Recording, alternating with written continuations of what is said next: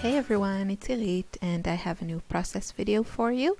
This one is for the Cut Shop and I'm using two cut files. One is called Rosey Posey and the other one is called Say the Word. And I played with them a bit in the Silhouette software. The Rosey Posey one, I made a few copies of it and then just turned them around and welded them to create a 12 by 12 background. I actually wanted to frame this my background, my custom-made background, but I think I forgot to make another square. So I think that would look also really great if you just framed it in the software, but I made it work. So I really wanted a floral background, and I already had this cut file that I've used in the past, and I really like it. I like the scale, and I just like this kind of sketchy look. So yeah, I decided to, have fun with it a bit and manipulate it a bit.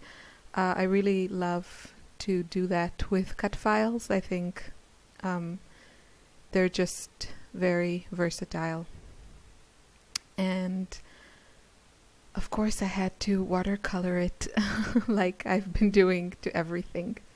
So my color scheme I kind of got from, you can just see them peeking on the left side there at the bottom of the screen. These are kind of like felt stickers of leaves, and they are from Freckled Fawn embellishment kit. I'm not sure which month, maybe September or October. So I wanted to use them on the layout, and I just tried to match my watercolors to the colors of the leaves. And the watercolors I'm using, you see there I have two palettes. I didn't buy a whole other palette because I just got the one on the bottom is the 24 half pan set from Sennelier. These are artist grade watercolors. They are made in France. They're quite pricey, but if you want artist quality watercolors and you have the budget for it, I don't think you'll need another set. They are just really pretty. Gorgeous, very pigmented and translucent, just a pleasure to play with. And I'm just laying my the die cut piece on a piece of watercolor paper, just because if I do this on my working surface, then the whole thing will just get wet. You could also just put a few paper towels if you don't want to get a piece of watercolor paper dirty, but mine already had this experiment that I wasn't happy with, so I just used it for this. And yeah, I switched it actually to this at some point because I thought maybe you can't really see properly what I'm doing because of the busy background, so that's why I switched to this paper. And I put a first layer on, then I let it dry, and then I'm going back to the areas where I want to add some more color. So the first palette, the bottom one, is the Sennelier one, and the top one I actually only got the metal palette. If you watched my previous videos, I have this really big kind of plastic palette that I custom filled with just colors that I picked and I liked, and I just don't like it. It was really cheap, and it does fit a lot of watercolors, but yeah, it's kind of big, and I really prefer these ones. So I just got another empty metal one that also fits 24 half pan watercolors like the bottom one, and I think it's the same box. And I added my custom chosen paints in it. It's a mixture of Daniel Smith. There are a couple of Sennelier shades that I got and some Schminke ones. So you can also do that, buy an empty one and fill it up with your own choices. It's usually more expensive that way, but you can choose your own colors. So I just wanted to explain what you're seeing on the screen. What I love about these, as opposed to the really cheap watercolors that you find in stores everywhere and kind of what the kids use, is that these ones are very pigmented and translucent.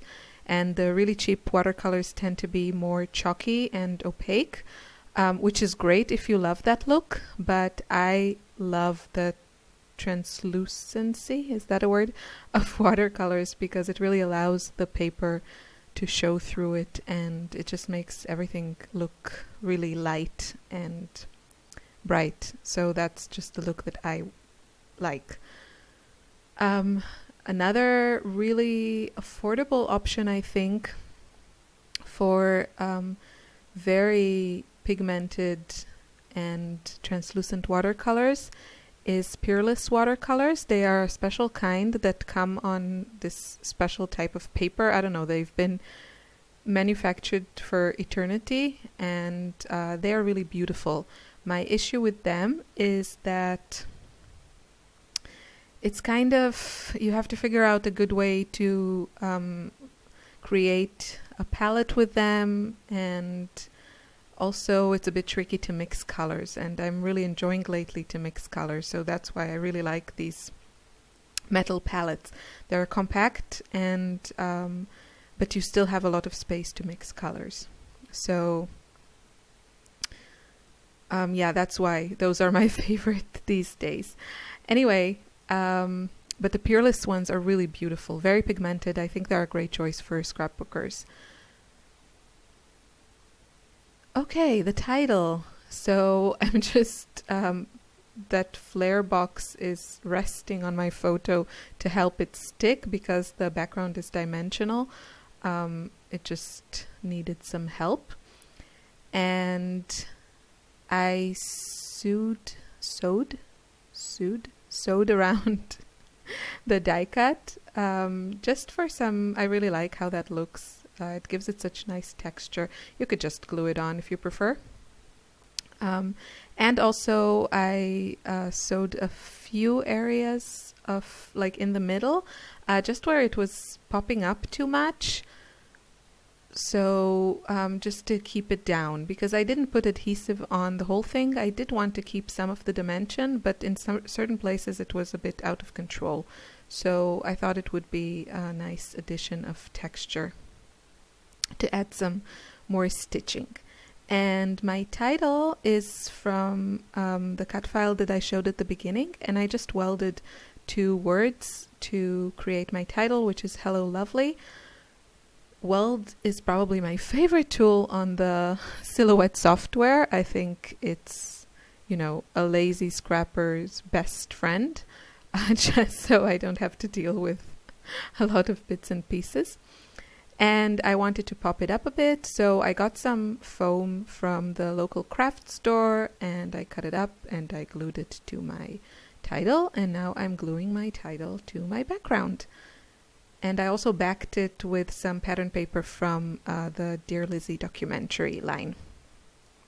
So I didn't really have anywhere to put my journaling on this page, although you could write it on just white cardstock and glue it on, or use a journaling card or labels, or cut it into strips, like Jen Scow does in a lot of her layouts. That would work too, but I just made this kind of journaling pocket. So that's my finished layout. I hope you like it, and thank you so much for watching. Have a lovely day. Bye.